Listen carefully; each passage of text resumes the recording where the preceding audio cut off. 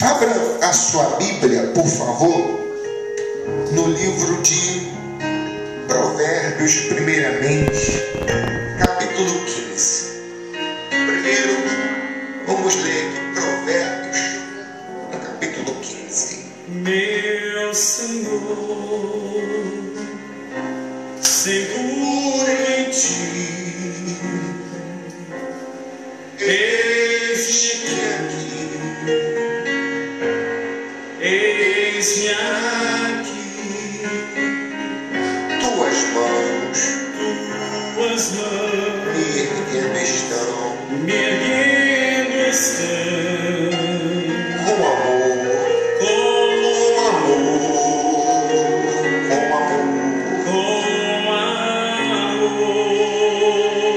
no falar,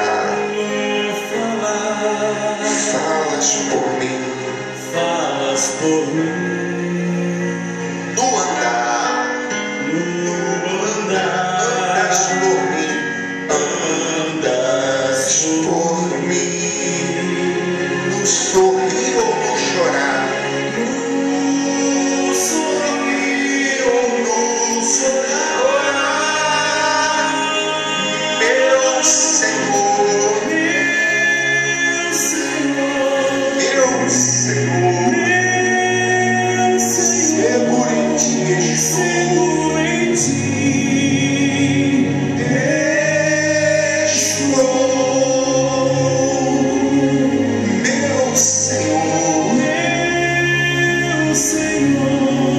Senhor,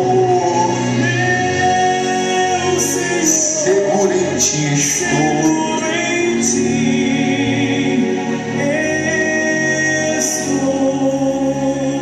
Amém. Que Deus abençoe. Amém.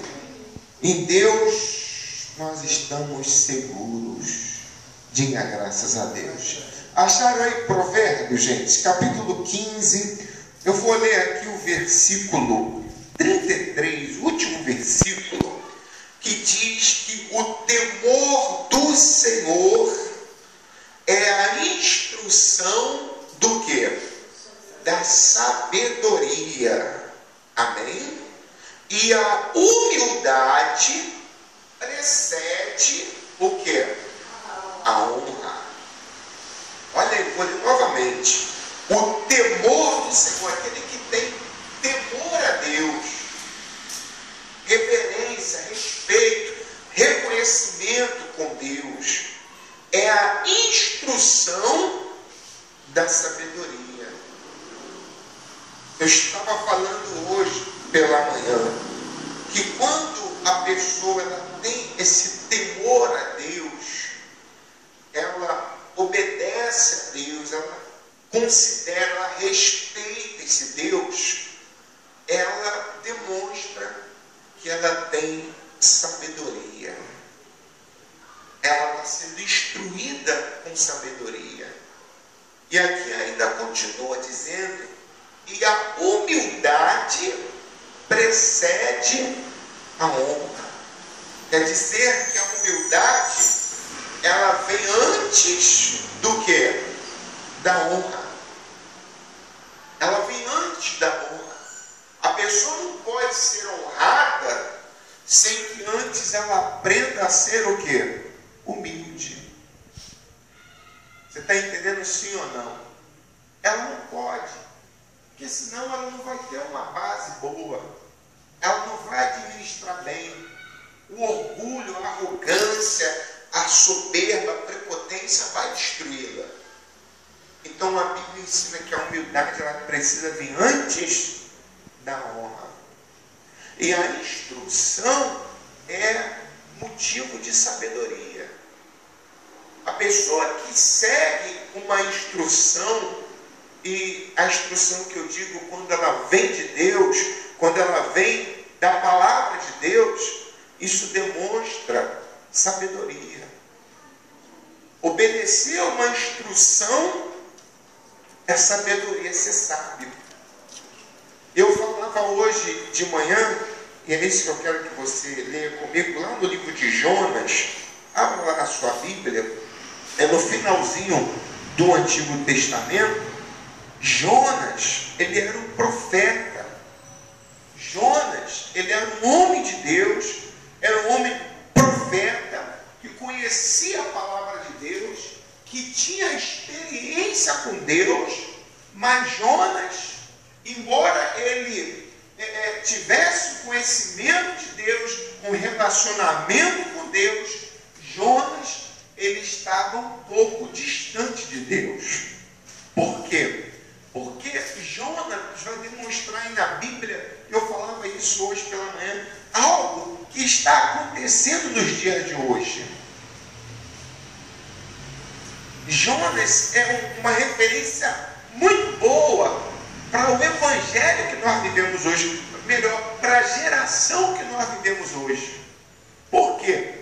Porque embora Jonas, ele conhecesse a Deus, a palavra de Deus, ele fosse um profeta, tinha uma maturidade, uma responsabilidade das coisas de Deus, Jonas não praticava a palavra de Deus. Pelo menos nesse exato momento aqui, ele era daquela que conhecia, mas não estava o quê? Praticando. E hoje, nós vivemos um tempo assim. Nós vivemos hoje uma geração que conhece a palavra, mas não quer praticar o que? A palavra. Sabe o que é certo, sabe o que é errado, mas não faz de acordo com a palavra. Faz dirigido porque pensa do jeito dele, acha que está certo, é dirigido pelo seu próprio conhecimento e não pela sabedoria, pela instrução que vem de quem? De Deus. As pessoas, não, eu penso que é assim, eu acho que é assim, é do meu jeito. E isso é um erro. Então a palavra de Deus diz aqui no versículo 1, diz assim: veio a palavra do Senhor a Jonas, próprio Deus falando. E no versículo 2 diz: dispõe-te e vai à grande cidade de Nínive e clama contra ela, porque a sua malícia subiu até a mim.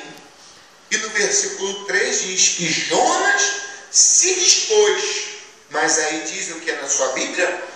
Para fugir da presença de quem? Do Senhor, para Tarsis. Amém? E tendo descido a Jope, achou um navio que ia para Tarsis, pagou, pôs a sua passagem e embarcou nele, para ir com eles para Tarsis, para longe do que diz aí? Da presença. Tem como ir para longe da presença de Deus? Não, fisicamente não. A pessoa vai para longe espiritualmente. Jonas, ele não estava indo longe fisicamente, ele já estava longe espiritualmente. Então, eu estava só explicando hoje de manhã, deixa eu explicar para você. Deus deu uma instrução para ele. Qual foi a instrução? Que ele fosse para onde? Para Nínive. Mas ele fugiu da presença de Deus e foi para onde? Para Tarsis. Primeiro, por que ele não quis ir para Nínive? Nínive era uma cidade dos sírios, dos assírios. Era uma cidade de um povo muito idólatra, um povo muito endemoniado. Se você ler a história desse povo, eu estava dando uns exemplos aqui de manhã. Eles eram um povo que, quando eles entravam em guerra, eles conquistavam aquelas cidades. Era costume deles, matar todos os homens. Era costume sequestrar todas as mulheres e estuprar todas elas. Eles violentavam até as crianças. Eles tinham costumes de as mulheres que estavam grávidas cerrar o ventre para que o feto caísse das entranhas da mulher. Eles tinham um costume horrível. Eles eram um povo extremamente adoradores de outros deuses. Adoravam as imagens. Era um povo endemoniado. E Jonas sabia que aquele povo era um povo mau, um povo de coração de pedra, duro, um povo ruim. Jonas falou: lá eu não vou. Então, ao invés dele ir para Nínive, ele falou: vou fugir, vou para outro lugar. Senhor, vou para Tarsis. E eu falava de manhã, não é uma coisa como a gente está aqui hoje na Penha, e a gente fala assim, ó, Deus está me mandando ir lá para Bom Sucesso, eu vou fugir. Em vez de ir para Bom Sucesso, eu vou ali para a parada de Lucas. Não é uma coisa assim. Por quê? Porque da onde ele estava para Nínive, eram 800 quilômetros a pé. Para você ter uma ideia, se eu não me engano, daqui para São Paulo, são 600 quilômetros. Era uma viagem a pé de quase um mês. Então, a instrução que Deus pede para ele fazer é sacrificante, é difícil. Imagina você caminhar durante um mês para chegar num lugar ruim para ir lá pregar a palavra de Deus. Mas foi a instrução. Deus queria salvar o povo, mas antes de salvar o povo, Jonas precisava obedecer o quê? A instrução, a palavra de Deus. Só que ele preferiu ir para Tarsis. Tarsis, gente, é na Espanha. Isso quer dizer que da onde ele estava para Tarsis era aproximadamente 3.500 quilômetros de distância de navio, de barco. Isso quer dizer que era uma viagem, na época, que ia durar praticamente um ano inteiro.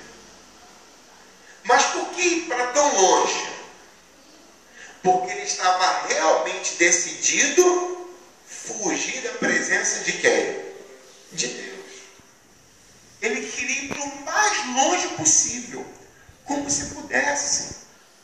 A Bíblia ela mostra que Deus é o Deus que está em todos os lugares. Mas ele pensou, eu vou para o mais longe, eu vou desaparecer. Só que nesse meio caminho aí, o que vai aparecer? Vamos ler, versículo 4. Mas o Senhor lançou sobre o mar um forte o quê? Vento, e fez no mar uma grande tempestade, e o navio estava ao ponto de o quê? De se despedaçar. E no versículo 5 diz, então os marinheiros, cheios de medo, clamavam cada um ao seu Deus, e lançaram ao mar a carga que estava onde? No navio, para o aliviar do peso dela. Jonas, porém, havia descido ao porão e se deitado no meio da tempestade. E aí no finalzinho diz o quê? E dormia profundamente. Então você vê a situação de Jonas. Realmente, ele conhecia Deus, mas ele não queria fazer a vontade de quem? De Deus. Quantas pessoas sabem que devem orar, mas não oram? Devem jejuar, mas não jejuam? Que devem obedecer a Deus, que devem honrar a Deus, ser fiel a Deus, mas não o fazem. Conhecem a palavra, ouvem a palavra, mas não querem compromisso com a palavra.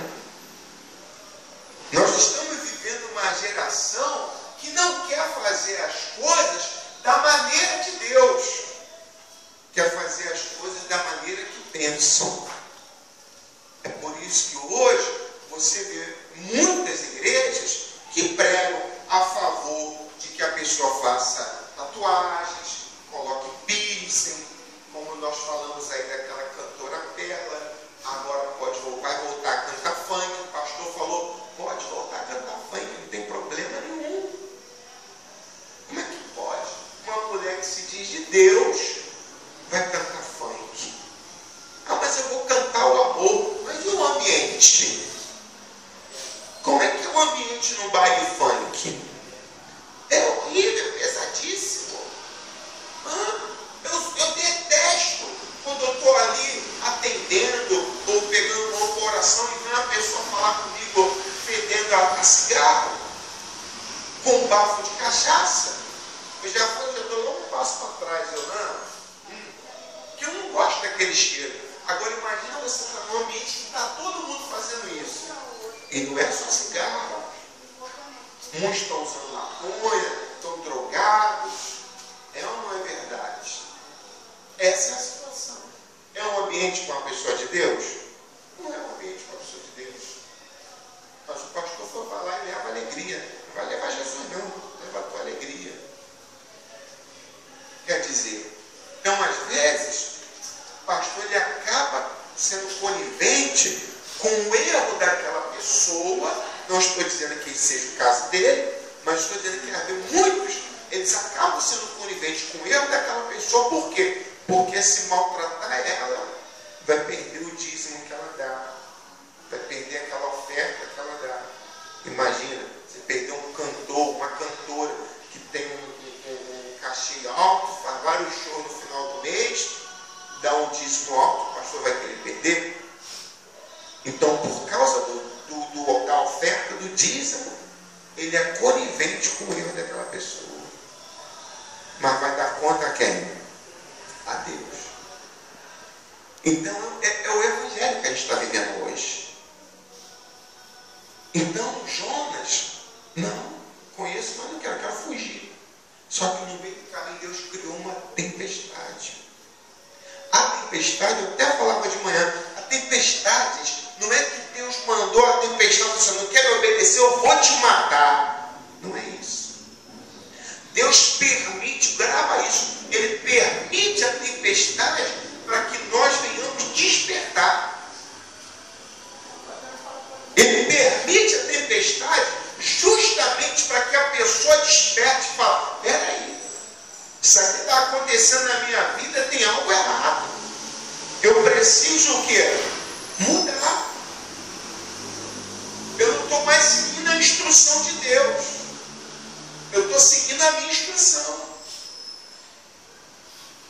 Eu já aprendi a fazer, eu já sei como é que eu faço, como tem que ser feito, então eu não preciso mais de Deus.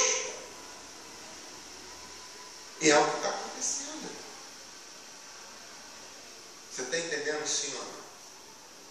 É que nem aquela história que diz, antigamente era de um padre, mas hoje a gente pode até falar de pastor mesmo. Que o ajudante chega lá para o padre e fala assim, padre, por favor, eu não consigo mais sentir a Deus. Eu não consigo sentir Deus, eu não consigo, estou desesperado. O que eu faço? Aí o outro vira para ele e fala assim, faz que nem eu, finja. E hoje tem muita gente que está fingindo. E a gente não pode cair nesse erro. Amém? A gente não pode. Então ele era um profeta, mas estava aqui, distante de Deus. E Deus enviou a tempestade justamente para despertar ele e falar, ó, você tem que mudar. Só que o problema é que ele está tão mal, mas ele está tão distante, que o barco está quase se despedaçando, e você leu comigo aí que no versículo 5, para que o barco não rasgue, não quebra ali no meio, não rompa ali no meio, eles começam a jogar todo o peso do barco aonde? Fora. E eles jogam aqui a carga. Eles vão jogar fora a comida deles. Eles vão jogar os pertences deles. Tudo que é peso, joga fora. O barco vai quebrar aqui no meio. E Jonas vê toda aquela situação. Pessoas jogando as coisas fora, o barco quase rompendo. Ele consegue ir lá para baixo e fazer o quê? Dormir. E a Bíblia ainda diz aqui, profundamente. Quem consegue dormir numa tempestade profundamente? Sabe quem? Quem não está se lixando, que não está nem aí, porque vai o quê? Não está nem aí. Esse é o Jonas. Que todo mundo vê como profeta, como homem de Deus, mas que não está nem aí que aquelas pessoas ali o quê? Venham morrer. Está nem aí. Ah, o barco vai quebrar. Vocês já perderam tudo, vocês vão morrer, mas eu não estou nem. Eu não estou nem aí.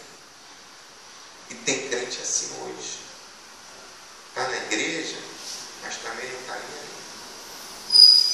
O problema não é só esse crente, porque o problema é as pessoas que estão em volta. Eu pergunto a você, o capitão do navio tinha alguma culpa por causa daquilo ali? Nenhuma. As pessoas que estavam no barco tinham alguma culpa? Nenhuma. O culpado era só Jonas. E ele vai falar isso, depois ele vai falar, não, a culpa é minha, ele vai reconhecer. Mas ele não estava nem aí. Mas essa é a questão, gente. Você tem que ter cuidado com quem você coloca no teu barco. Você precisa ter cuidado com quem você coloca na sua vida. Porque essa pessoa, se ela estiver mal, pode ter certeza, ela vai afundar, mas ela não quer afundar sozinha, não. Ela quer levar junto. Eu dava um exemplo aqui de manhã.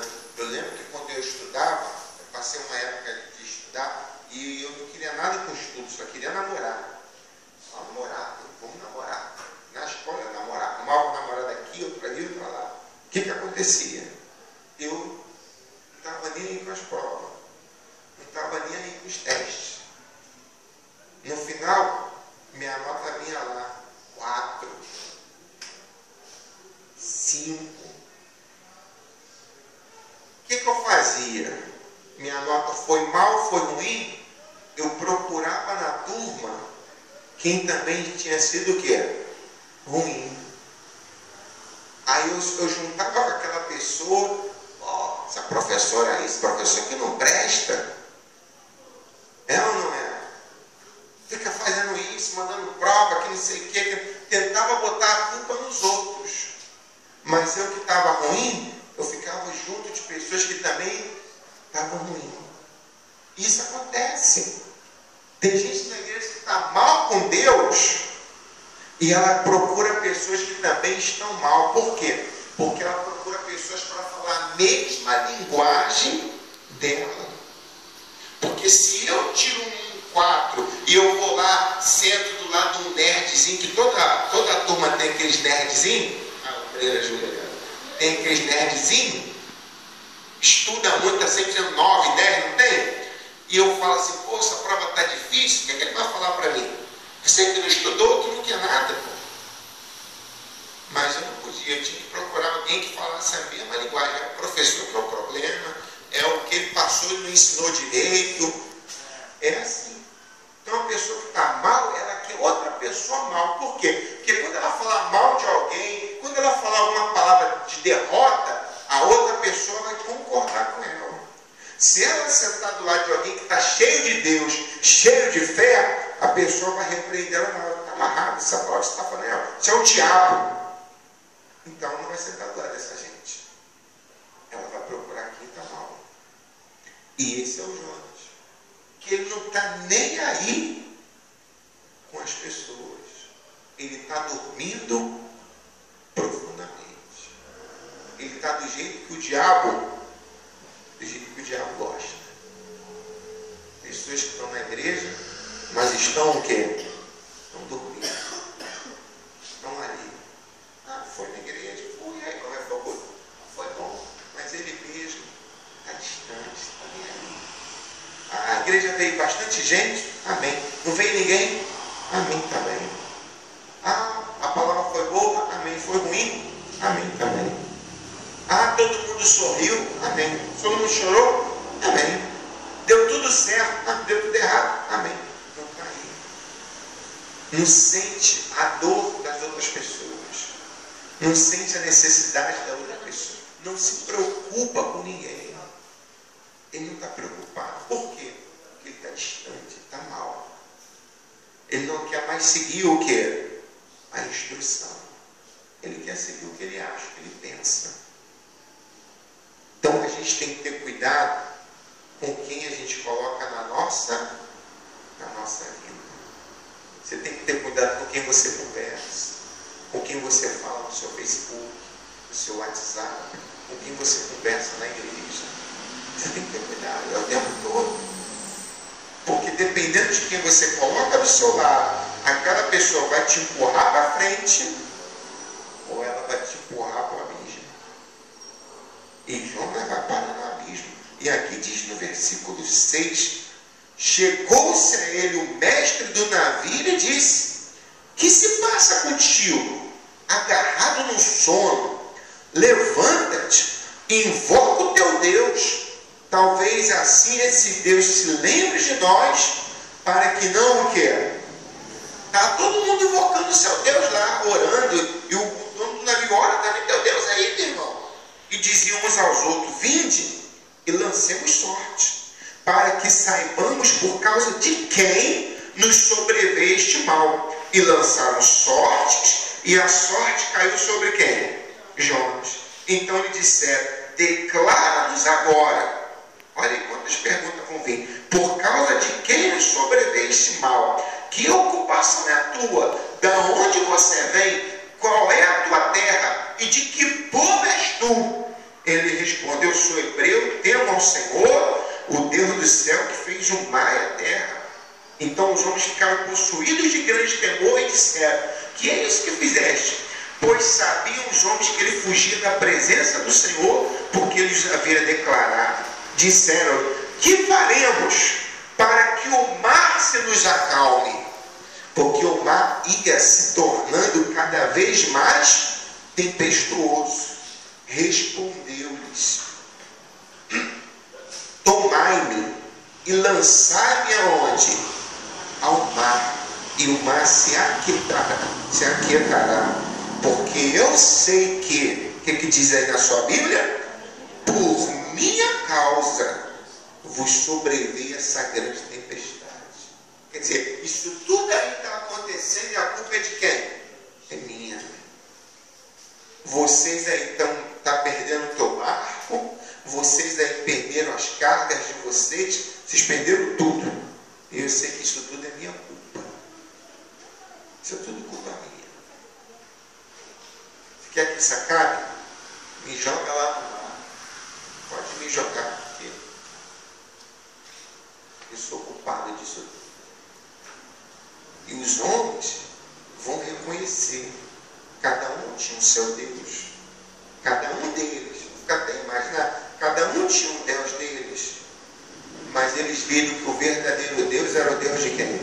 De Jonas. Porque eu penso que o capitão, os homens que estavam ali, deviam falar assim: poxa, eu faço um monte de coisa errada com meu Deus nunca me puniu. Eu estou nem aí, meu Deus nunca fez nada. Mas o teu não, o teu leva sério mesmo. O teu é sério. O teu é Deus de verdade. E essa é a questão. Nós precisamos levar a sério as coisas de quem? De Deus. Levar a sério principalmente a instrução. A humildade precede a honra. A pessoa que ela tem instrução, ela segue a instrução, é exemplo de sabedoria. Ela precisa ser humilde. Tem que ser humilde para seguir a instrução. Que a pessoa pode achar: não quero fazer isso não é para mim, eu não concordo, eu não aceito. Mas a instrução, ela vem antes da bênção. Se eu quero ser abençoado, eu preciso obedecer o quê? A instrução. Que já está passando da hora. Mas se você ler a história, Deus quer que ele pregue nessa cidade de Nínive, porque ela tem 120.000 habitantes endemoniados. E Jonas, ele vai parar dentro do peixe, o peixe vai engolir, você conhece a história, o peixe vai levar ele para o abismo das águas, para o mais fundo do oceano, o peixe vai levar ele, onde ele vai ficar lá cego, no escuro, vai ficar lá numa situação crítica, onde ele vai se arrepender, e quando ele volta, depois de 3 dias, começa a pregar para aquelas 120.000 pessoas, as 120.000 pessoas vão se arrepender e vão se converter. Amém? Quer dizer, para aquelas pessoas receberem salvação, ele precisava seguir o quê? A instrução. É assim, gente. Você vai abençoar muitas pessoas quando você obedecer às instruções de Deus para a sua vida. Você está entendendo, senhor? Eu até falava de manhã. Porque que Jonas, a Bíblia dá 2 homens, a Bíblia fala, que ficaram cegos, que desceram ao abismo. Um é Jonas, vai ficar 3 dias nessa condição, e o outro é Saulo de Tarso, que também vai ficar cego 3 dias, quando ele vai cair do cavalo, quando tem um encontro com Jesus. Os 2 ficam cegos, mas um é diferente do outro. Por quê? Porque um, Deus permite aquilo para que ele volte e siga a instrução. E o Saulo, que depois vai se tornar o Paulo, Deus permite aquilo para que a partir dali ele inicie obedecendo o quê? A instrução. Então Deus permite certas situações na nossa vida justamente para que nós venhamos a obedecer às suas instruções. Ele salvou 120.000 pessoas. Saulo, o Paulo, ele vai escrever mais de 50% do Evangelho. A maioria dos livros que a gente lê no Novo Testamento foi Paulo que escreveu. É o que acontece quando a gente obedece à instrução. Ela traz bênção para a nossa vida. Se eu não obedeço, pode trazer para mim abismo, pode trazer para mim sofrimento, pode trazer para mim tristeza. Mas quando eu obedeço, ela com certeza vai trazer para mim bênção. Amém? Imagina você pregar para 120.000 pessoas e as 120.000 pessoas se converterem. Você já imaginou se toda pessoa que você falasse de Jesus se convertesse? Foi o que aconteceu de Jonas. Com todo mundo que ele falou, todo mundo se converteu. Amém?